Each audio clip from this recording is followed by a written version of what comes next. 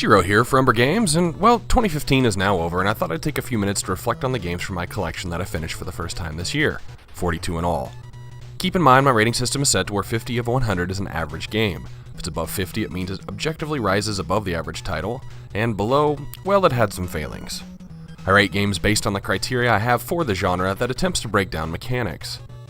I can appreciate titles that aren't perfect for one system or mechanic that's new or well polished, even in a game that otherwise is critically terrible. I just started doing video reviews for everything around the middle of the year, so I've linked to the full review when available. I also have no way currently to record handheld titles, so there you'll see some stock footage. There are some ties in the scoring, so the number order on a tie is arbitrary. Let's start from the bottom. One of the games originally shown off when the PS4 was first unveiled, The Order 1886 advertised itself as a Victorian horror shooter, but you actually spend little time shooting the horror. And by horror, I mean a few werewolves that run around in circles. The gameplay overall felt like they built it in after they had all the cutscenes in and the story they wanted to tell, and even though graphically it was a marvel, The Order was my lowest rated game I finished this year at 36 of 100. An indie-developed title, also first shown at PS4 unveiling, Entwine sort of played like a twin-stick shooter without all the shooting. While the way the music functioned dynamically with gameplay, as well as the soundtrack itself being solid, the game had too simple of an objective without a lot of change and no real payoff, which, for an artsy game that attempts to drive on emotion, left the tank pretty empty.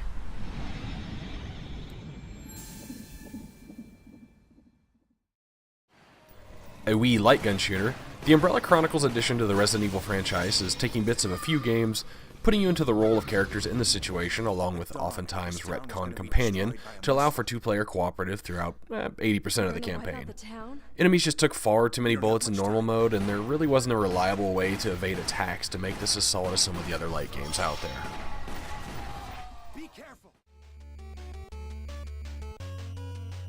You know, I've never really been much of a Sonic fan, but honestly it's because I've never really given the Blue Blur much of a chance.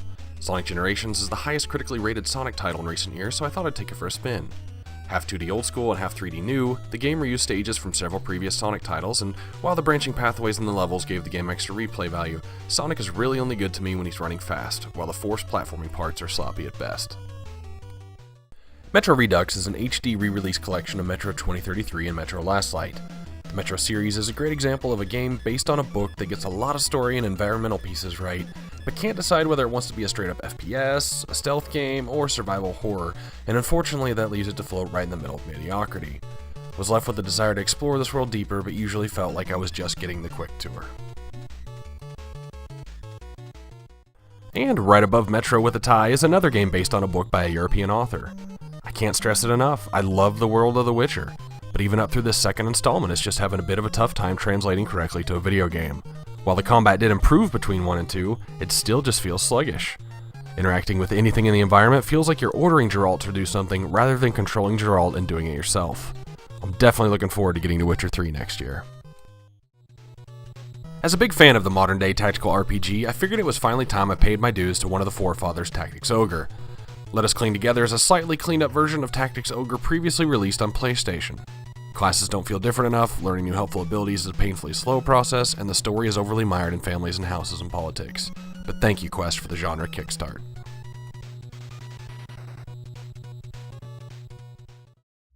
After doing some random research on all the different ports of Pac-Man, I got in the mood for some classic arcade action, so I reached for Namco Museum on GameCube. This release includes classic versions of Dig Dug, Galaga, Galaxian, Pac-Man, and many more. While this fulfilled my craving and then some, trying to play some of these titles in a screen size that isn't the same as the arcade, forcing it to be shrunken or scrolling, was a little irritating, but overall the quality of the ports was very satisfying. While not bearing the Yoshi's Island title, Yoshi's Woolly World plays very similarly to that series. It's very charming graphically speaking, and the controls are fantastic like Nintendo platformers usually are. Unfortunately, the difficulty level also stayed on par with the recent Yoshi's New Island on 3DS, as there are no lives, and Yoshi can't even drown. It was fun building all the new patterns of Yoshi's by finding the skeins in each world, but overall this is the most unmoved I've been by a new Mario franchise entry in quite some time. Although when your bad games are still a tiny bit above average, you're not doing too bad. And speaking of Yoshi's New Island, it's right here, a little bit higher than average as well.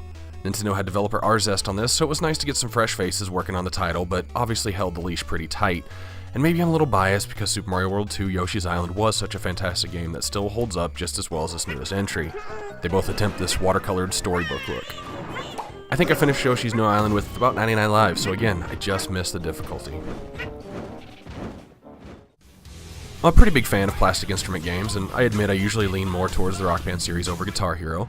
Comparing something like Guitar Hero Metallica, for example, to the Beatles Rock Band, you can tell the love Harmonix has for music over that which Neversoft did. This game features 49 songs total and only 28 are actually by Metallica.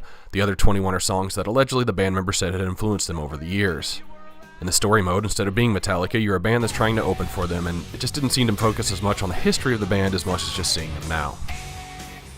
I've played quite a few of the LEGO games at this point. I enjoy playing them cooperative with a wife or friends. The amount of time and effort put into each of the dozens of superheroes in LEGO Marvel Superheroes is impressive, as most LEGO titles had the same amount of characters, but they would all pretty much function the same. Having the New York City hub to explore and lock so much stuff in was actually more fun than the story levels themselves, in my opinion. Felt like you got stopped every screen in the story missions for a cutscene, and the platforming just felt a little bit more slippery than normal.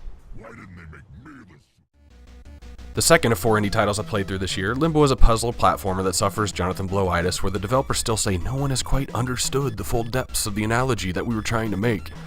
In Limbo, you play a boy chasing down his girlfriend or sister through various black and white areas while solving physics puzzles. The pacing seems a little strange as you face the game's boss early on, and towards the end you're in a fairly simple, quiet setting, and it kinda ends pretty unexpectedly. The level design and puzzles are clever enough to make the 2 or so hours pretty enjoyable. Man, Trials. I laughed so hard while playing Trials Fusion at the ragdoll physics and the faceplant crashes from having my driver thrown from their vehicle. Trials Fusion is sort of a racing game where you must take your rider through obstacle courses quickly and as crash-free as possible. The difficulty spike goes crazy around the 4th or 5th area. The last track is a nightmare to get through, so much that the most fun I have with this game is really just sitting down with friends and some drinks and trying to beat each other's scores in the early stages. Only previously released on PSP in Japan, Final Fantasy Type O HD was delivered to the West on PlayStation 4. I expected something simple and linear like Final Fantasy Crisis Core, but I was pleasantly surprised by the open world, quest structures, and the amount of playable characters in this action RPG. You take control of 13 students in a military academy as they get dispatched in the middle of a war. Each student has their trademark weapon and skill tree with it, but you can also give them your usual Final Fantasy spells and abilities. When I heard Rock Band 4 was announced, it was slightly after Guitar Hero Live was, and I grew concerned for the integrity level I normally perceive from Harmonix, thinking they were just trying to keep up with Activision on a next-gen game. Unfortunately, after playing it, I felt I was right. I'm glad the World Tour mode was back, but at the time I was playing it, I couldn't transfer old music forward, and I was looking at $2.99 a song. The graphics hadn't really increased that much, and the new guitar solo mode was really kind of gimmicky, and after playing with it a few times, I finally shut it off. The game itself is still as solid as it ever was, but I have no reason not to just play Rock Band 3 with my catalog of a few hundred songs. Made by the same company that brought us the fabulous Baldur's Gate Dark Alliance series, Justice League Heroes is a dungeon crawler in the world of DC Comics. The powers and skill trees of the heroes were enjoyable to navigate, and I actually learned quite a few things about the universe that I didn't know. The game forces you to use specific characters on most stages, which for the story's sake I understand, but mildly defeats the purpose of going to the effort of unlocking the others. Justice League Heroes was a great co-op experience that I'd definitely recommend. Mercenary Kings has this way of touching an old-school nostalgia while mixing in modern-day mechanics. As a member of the Kings, you must take on increasingly difficult missions on Mandragora Island from the Central Camp hub, all the while gathering materials for crafting new mods, weapons, and, of course, tent decorations. The game falls down in the non-essential side quests where you retread ground far too often. With something like 112 missions on 7 different maps, it could have used a little more environmental change. Great for co-op up to 4 players. I enjoy the occasional racing game, and sometimes I just feel the need for... never mind. Need for Speed Rivals lets you play on the side of each faction, racers and cops, each with their own campaigns. You can bring friends along and play through the campaign, which worked really well with the cops having a common goal, and not quite as well with the racers as only one person can get first place, which was often the goal of the racer campaign objectives. Rivals has a sprawling world, quite a few vehicles, and a variety of faction-specific weapons. I enjoyed this so much I actually went for the Platinum Trophy. Now I know a lot of people scoff at the Toys to Life model of video games, and I'm actually usually in that crowd. I decided to swallow some prejudices and give the Skylander series a try though. I mean, we got elemental characters you can level up and move through skill tree branches that can be switched out with a flick of a wrist. What I found was a solid dungeon crawler complete with gold and looting. Sure, you have to have one character of every element to access all areas of this game, but this game's old enough you can find some used characters at GameStop for a pretty low price for entry. The first non-From Software attempt to make a clone of Dark Souls, somehow I take offense to people calling Lords of the Fallen a poor man's Dark Souls, because I really think that Deck 13 and CI Games attempted some positive variations on the formula that turned out pretty well. Though the game is slightly easier and not as big as its competition, it presents a great environment, some tricky bosses, and a decent story. This could be a perfect gateway game for those wanting to get into the ultra-hard adventure series genre. So I grew tired of Dynasty Warriors after playing around with the first few games in the series years ago. When Hyrule Warriors was announced, I wasn't super excited, but I did want to give the game a chance. It turns out combining Warriors with the series I love like Legend of Zelda was exactly what the formula needed. A sprawling adventure with tons of replay value. I found the most fun in the game's adventure mode, which used map from the original 8-bit Zelda and even had secrets in the same place they were in the game. Although the button mashing eventually does get repetitive, character leveling, upgrades, and secrets give Hyrule Warriors some staying power. The first Bioshock was extremely overhyped to me, and as a result I was underwhelmed. The second Bioshock was torn apart by nearly everyone I talked to, so with low expectations, I was actually pleasantly surprised. I wasn't sure what to make of Bioshock Infinite. The first hour in I was in awe, and then the normal gore overload kicked in and I found myself mindlessly FPSing for a few hours. Then the game's story started to unfold and I was completely blown away. By the game's ending, my head was spinning and I had to go back and look and think about the clues along the way. What a roller coaster.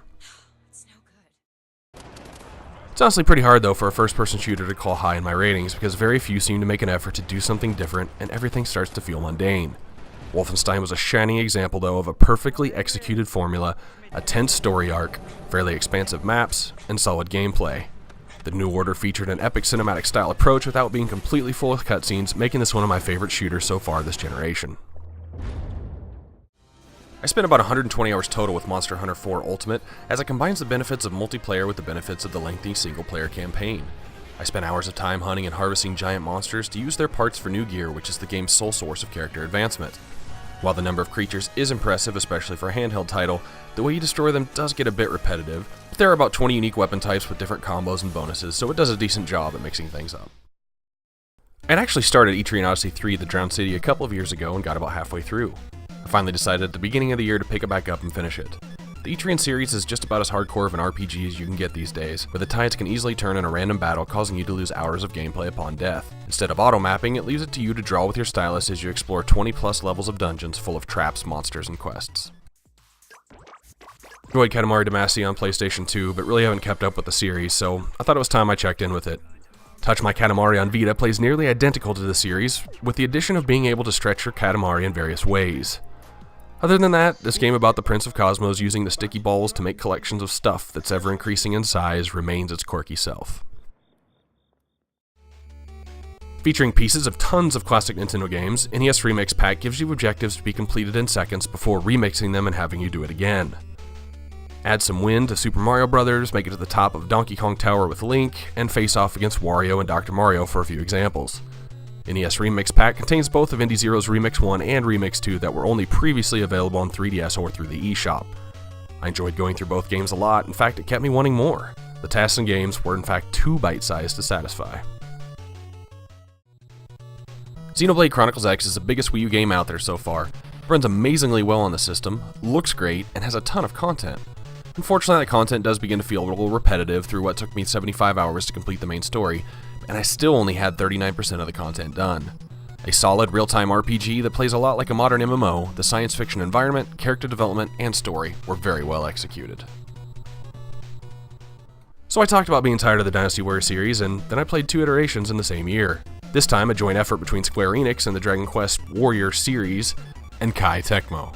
Thinking I was going to get another Hyrule Warriors again, I was completely taken off guard by the ability to make you very nearly feel like you're playing a Dragon Quest RPG game where the random battles are done gloriously in real time with some very sharp, high-definition cartoon graphics. There's tons of hidden stuff, some optional overpowered bosses, and side quests to keep you busy for hours. The spiritual successor to Dead Island, even though a real successor is coming soon, Dying Light sends you to a quarantined area to retrieve some important top-secret files and has you end up helping the non-zombie people trapped inside. Primarily a first-person melee action RPG, Dying Light adds parkour to the mix, giving you the ability to navigate your environment like never before. The game features tons of upgradable weapons, 3 separate skill trees, and a whole lot of content that's very well executed. Except for the final mission. You can play the game entirely cooperative up until that point. Mixing action RPG with tower defense, Dungeon Defender places you in the shoes of a hero's underling, the apprentice, monk, huntress, or squire, as you take on waves of enemies in ever-increasing maps, protecting your crystal with unique towers and powering up your gear to take on huge bosses. The game features 4 difficulty modes, each one dropping better loot and exponentially increasing the power of your opponents. Dungeon defenders can be tackled by up to 4 players at a time, providing for some very strategic multiplayer cooperation. Well, since Disgaea 5 came out, I figured it was time to finally start playing through the series. Disgaea Hour of Darkness is a tactical RPG that has enough leveling to do to be a nightmare to anyone with even a hint of OCD. Level up your characters to 9,999, then reset them to 1, increasing their base stats and starting all over again. Go into the item world of anything that you pick up and conquer maps in there to level up the item. Oh yeah, there's also a quirky story about the Demon Prince waking up to find his father deceased, and he begins a mission to let everyone know he will be the next Demon King. Disgaea is a well-designed strategy RPG with a lot of sequels.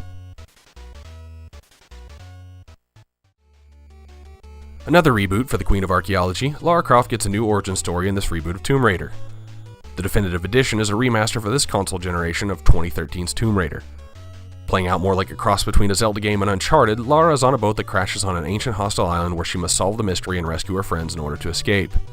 The gunplay and stealth are well mixed with the climbing and exploration, and the added RPG elements and collectibles will have you searching all corners of the map. The Definitive Edition is definitely beautiful, and I'm eager to see where this reboot goes. I just hope it goes into more tombs. I haven't played The Legend of Zelda Majora's Mask since its release on N64 in 2000. It has slipped my mind how unique this entry really was. It has some very dark tones for a Zelda, which is something I appreciate now more than I did then, and the time mechanic, while complained about by some, gives the game its very unique feel. This 3DS version upgraded the textures and otherwise left this title mostly untouched. It was definitely worth another playthrough. You know, the world needed a side-scrolling stealth action game, and Mark of the Ninja filled that gap. A nearly perfect action platformer with only a slightly generic name has your character receiving tattoos that give increasing power and decreasing sanity. A well-thought-out story with a couple of twists and tons of ways to take down your enemies, Mark of the Ninja is generally super affordable on Steam, so you have no excuse. Go play it. Seriously. Go. One of the most highly anticipated games of 2015, Fallout 4 is twice the size of the studio's last game, Elder Scrolls V: Skyrim, as you explore a ruined Boston 200 years after the nuclear war as a sole survivor from Vault 111. Fallout 4's shooting mechanic is finally to a point where you don't have to constantly rely on VATS. The addition of base building gives you more of a reason to collect everything you see, and dozens of hours of questing with a branching main storyline will keep you busy for hours. Unfortunately, it feels like all problems in this world can be solved by mowing down everything in your path, and the dialogue options seem pretty thin and most lead to the same conclusion. So while Fallout 4 is not perfect by any means, it definitely was a lot of fun. I'm a big Pokemon fan, but I only played Generation 1 and then picked up again from Generation 4. So when Pokemon Omega Ruby and Alpha Sapphire were announced for 3DS, which is Generation 3 by the way, I look forward to returning to the shoes of a Pokemon trainer.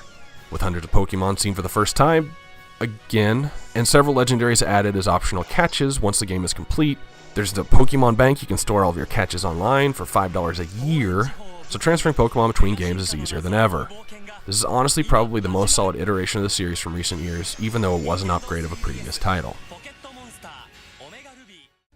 I have a fairly dwindling interest in fighting games, as in, I can usually only retain interest as long as there are campaigns or things to unlock. Mortal Kombat 10 wasn't really an exception to that, but this game is so well polished and over the top that it received some solid scores from me. 10 brings back most of the series' characters, provides a fun campaign that has you playing fighters involved in the chapter of that story, the crypt returns with moves and art to unlock, and there's an online mode to gain points for your faction as well as take on random strangers. Arkham Origins was immediately dismissed by many for not being developed by Rocksteady Studios like the other Arkham games, but hey guys, it's the same game engine. It's Arkham City before it was destroyed, with probably close to twice the landmass of that game. There's some great villain fights, tons of side missions, and yeah, sure, there are a few glitches here and there, and a few mechanics that were reused. So if you're one that's immediately dismissed it, give Origins a chance. So yeah, I'm guessing by now you can see where this is going. Moving from Arkham Asylum's Metroid-style approach, Arkham City goes a little more open-world, Grand Theft Auto style, allowing you to soar over part of Gotham turned prison as you hunt down notorious Bat villains, gather up some gadgets, a few too many collectibles, and fighting streams of endless criminals. It's not just the main story that is gripping, but some of the side quests of this game are really what reignited my love for the Dark Knight, actually starting me on some comic books again after 20 years. And then we have the penultimate Batman game, Arkham Knight. The level of polish, the amount of content, the size of Gotham City were absolutely breathtaking. While slightly overused in parts, the addition of the Batmobile was absolutely fantastic. The main story led to a slightly disappointing climax for those familiar with some of Batman's history, but from the opening to the final act, the villains are so well done at a level even above Arkham City. So yes, this was my favorite game that I played in 2015.